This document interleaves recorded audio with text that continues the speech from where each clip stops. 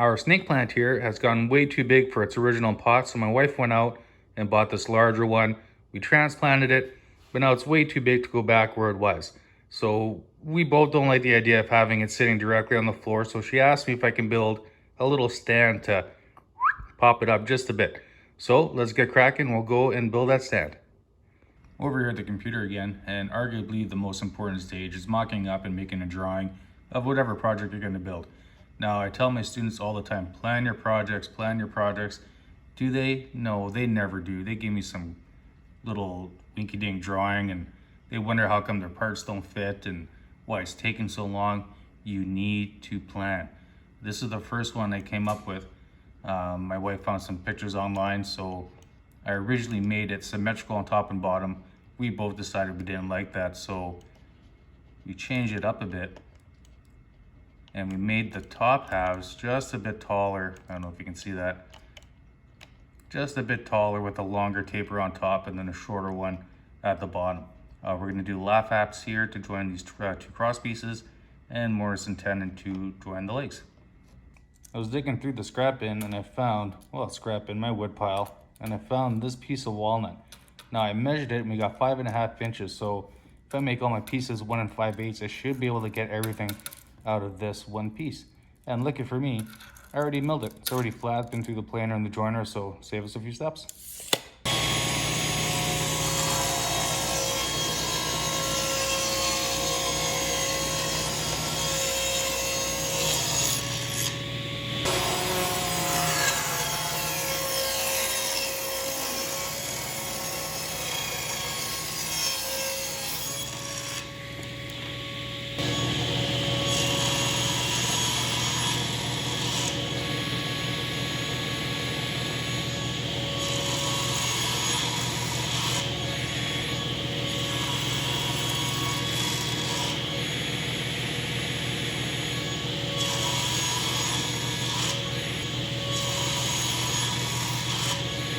Legs we cut at 10 inches, the support pieces are at 11.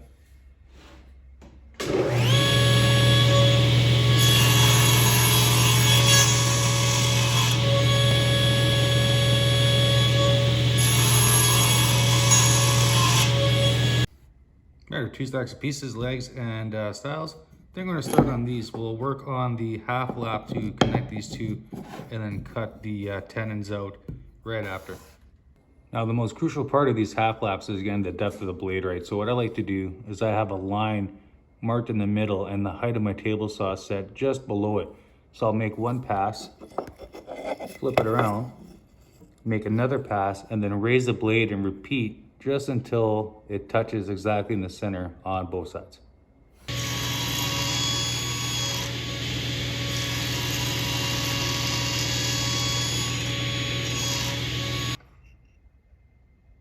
That is close enough. Okay, went ahead and found the center mark and then laid out for the width of our cross members here. I have a stop block.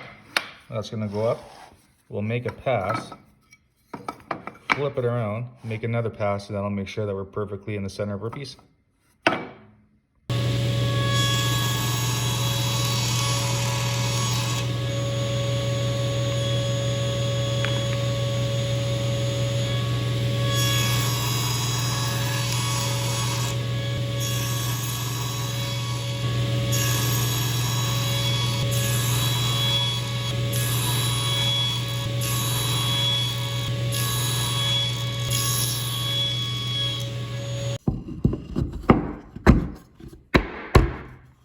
Okay, we're gonna switch gears real quick. I wanna do the legs first. That way we can cut the mortise out and make the tenons fit that. It's a lot easier doing it that way than the other way around. But before, with this layout here, I need to make a taper jig because I don't have one of those. So I'll get to doing that and then we'll cut out the tapers for our legs and then the mortise.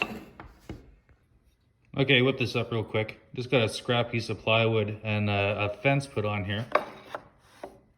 So we can put that in and use these toggle clamps to hold our piece down. And we should be able to run it through just like that.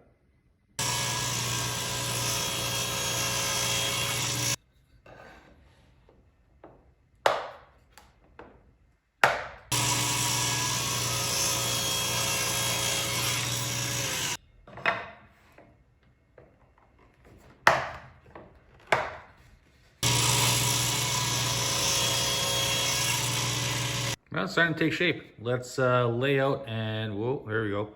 Lay out and cut out our mortises, then we'll roll it to the tenons. Okay, I got my mortise laid out.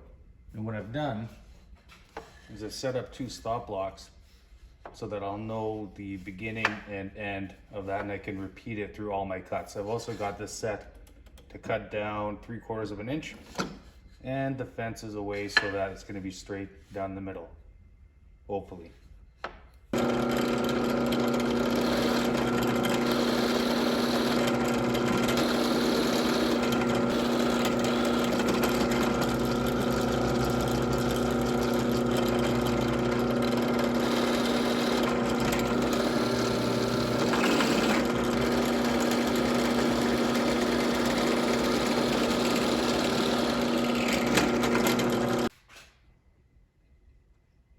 There she is.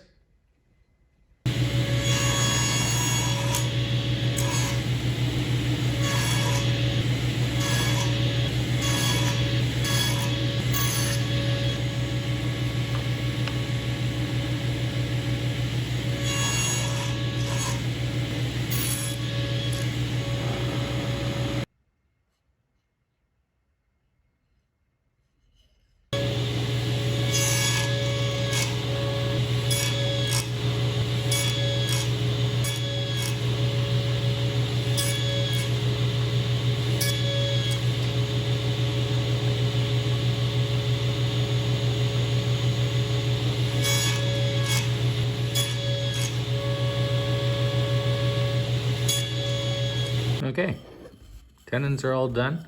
We just have one little problem. We have rounded corners. Where's the corner round? We have a rounded hole here and square corners here. So we got to get these two to match.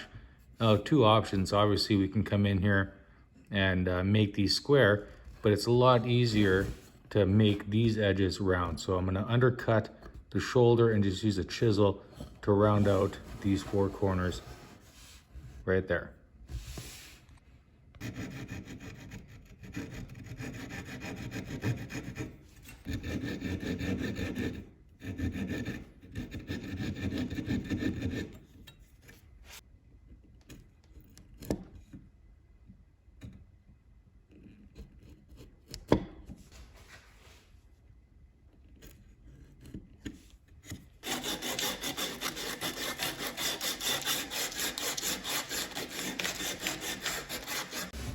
After a little bit of fine tuning, it fits in there real good. So what I think I'm gonna do is glue these in sections like so. So I'm gonna put these together, then give them a sanding so everything's nice and even. There's the slightest barely feel with my finger. So give this a sanding and then we'll glue these 2 halves together.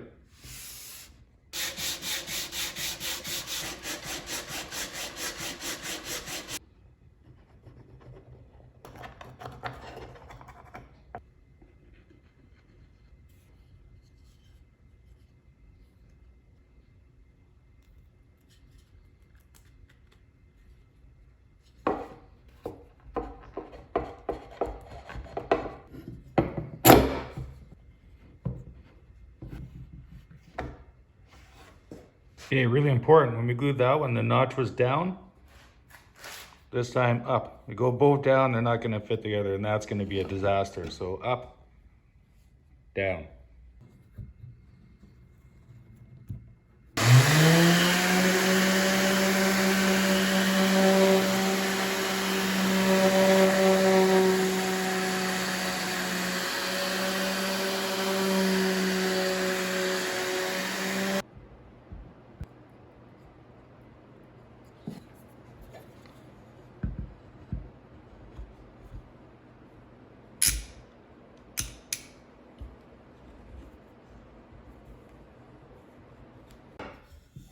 A little pro tip here, if you're making this sort of joint, don't sand it and then put it together. Got some gaps. Yeah, it should be okay. The pot's gonna go on top. We're not gonna see it. What the heck? The foreman? Haven't seen you in a bit. We're on holidays? Yeah, it must have been. Shouldn't be important.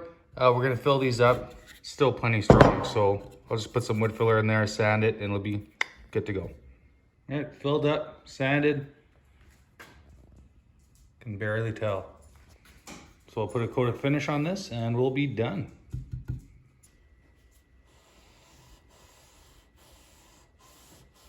Put a couple of thin coats of tung oil and this thing will be all done.